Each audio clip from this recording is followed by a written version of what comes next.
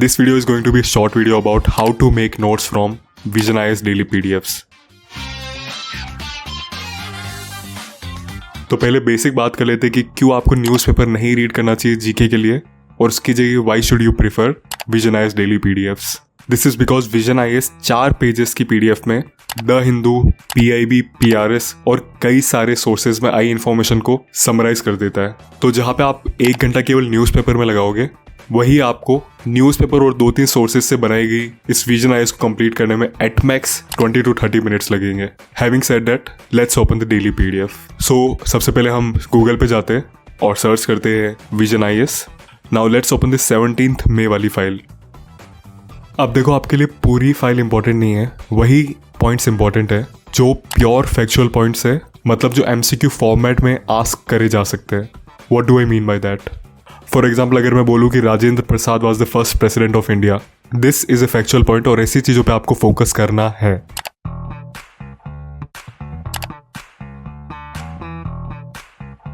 चलो अब हम एक टॉपिक पे फोकस करते हैं जो विजन आईएएस में कवर करा गया है और देखते हैं कि इसको हमें कवर करने की ज़रूरत है या फिर नहीं.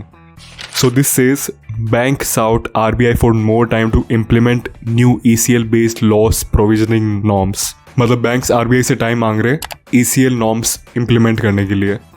अब एग्जाम में ये क्वेश्चन नहीं पूछेंगे कि बैंक्स क्या मांग रहे हैं आरबीआई से. This is not something that would be asked in exam. And साथ ही साथ आपसे ये भी नहीं पूछा जाएगा कि ईसीएल बेस्ड नॉर्म्स क्या होता है, बिकॉज ये आपको डिफाइन करना पड़ेगा, जैसे हम स्कूल में क्वेश्चन आंसर्स लिखते थे.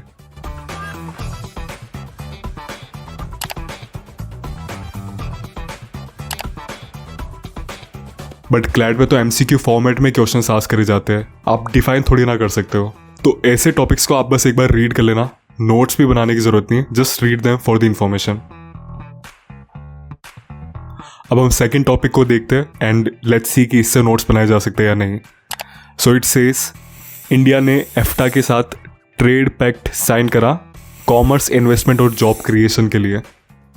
अगेन आपसे ये नहीं पूछा जाएगा एग्जाम में कि क्या चीज बूस्ट करने के लिए ट्रेड पैक्ट साइन करा.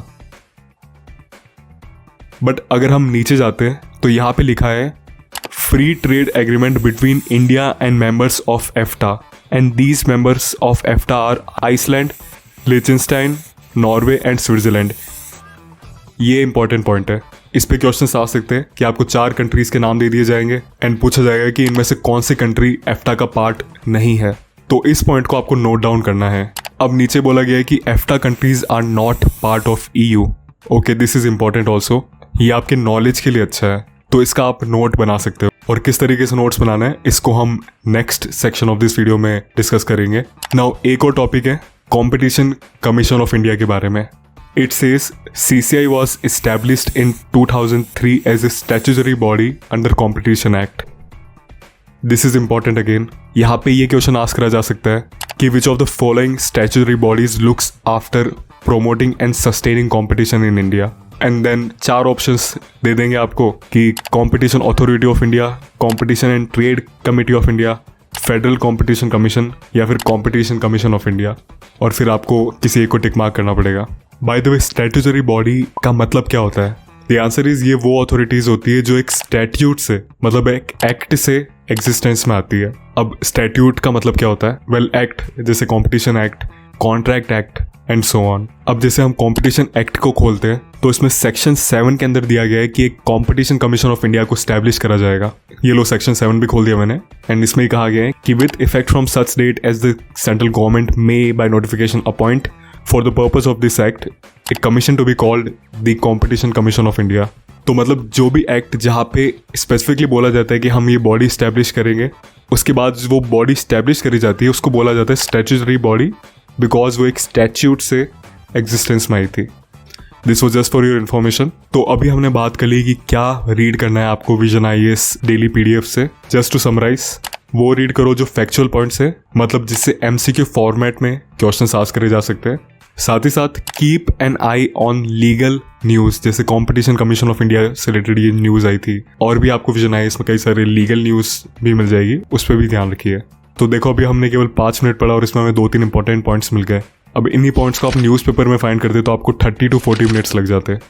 नाउ डोंट वरी, अगर आपको ये टफ लग रहा हो तो आप 5 से 10 दिन जब रेगुलरली विजन आईएएस पढ़ोगे तो अपने आप फिल्टर कर पाओगे क्या रिलेवेंट न्यूज़ है और क्या नहीं, एंड उसके बाद आपको और कम टाइम लगने लग जाएगा विजन आईएएस से नोट्स बनाने में। नाउ ये सब तो बात हो गई कि कैसे फिल्टर आउट करें रेलेवेंट इन्फॉर्मेशन को। अब हम बात करते हैं किस तरह से नोट्स बनाते हैं विजन आईएएस में से। सो हम इस सीसीआई वाली इन्फॉर्मेशन के नोट्स बनाते हैं सबसे पहले कॉपी में। First rule, the notes should be short. And second, इस तरीके से आपको लिखना है कि आप 6 महीने बाद भी आपने जो लिखा है वो पढ़ो तो आपको समझ में आ जाए कि आपने क्या लिखा था। सो यहाँ पर न्यूज़ है, Ravneet Kaur became the first women chairperson of CCI.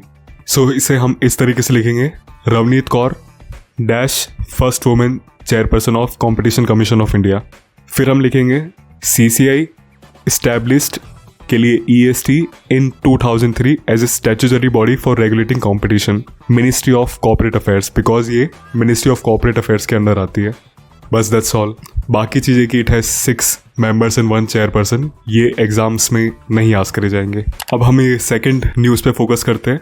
So it says Burha Chapori wild life sanctuary is located on the south bank of Brahmaputra under Sonitpur district Assam. मतलब एक वाइल्ड लाइफ सेंचुरी, उसके बारे में ये न्यूज़ आई है। तो मैं ऐसे लिखूंगा, बुरा छपोरी WS आसाम। फिर नेक्स्ट पॉइंट भी लिख सकता हूँ मैं, part of Laokhowa wild life sanctuary.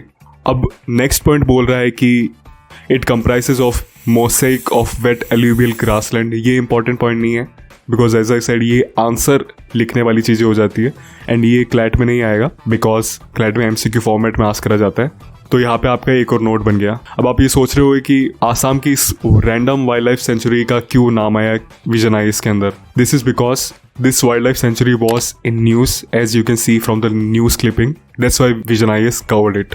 तो आई होप कि आपको मैं समझा पाया हूँ किस तरीके से फिल्टर करना है रेलेवेंट न्यूज़ को। आधा घंटा एटमैक्स लगेगा आपको और समय के साथ ये समय केवल डिक्रीज होगा। तो चाहे आप क्लैट राउंड 24 के लिए या 25 के लिए प्रिपेयर कर रहे हो, this is the thing that you need to follow. और मैंने अपने जीके वाले वीडियो में भी कहा था कि अगर आपके पास टाइम हो तो apart from Vision IAS you can also refer to CLAT post magazine by Legal as.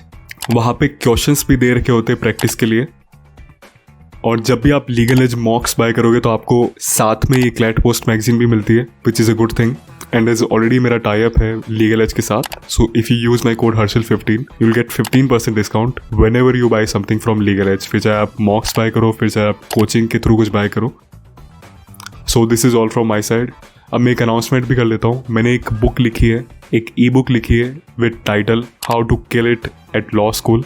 This is written for law students who are currently studying law or who are about to join law schools। इस पे मुझे बहुत अच्छा response मिला है students का, इसलिए मैंने अपनी दूसरी बुक भी लिखना चालू कर दिया है जो मैं कब से लिखना चाहता था, which is how to prepare for CLAT. So अगर आप क्लैट अराउंड 24, 25, 26 कोई सा भी क्लैट देने वाले हो, आई एम श्योर ऐसी बुक किसी ने नहीं लिखी होगी क्लैट के ऊपर। You can connect with me और इंस्टाग्राम और टेलीग्राम, वहाँ पे आपको इन्फॉर्मेशन मिल जाएगी जब भी मैं ये बुक कंप्लीट करता हूँ तब। So thanks a lot for watching this video till the end. Have a great day.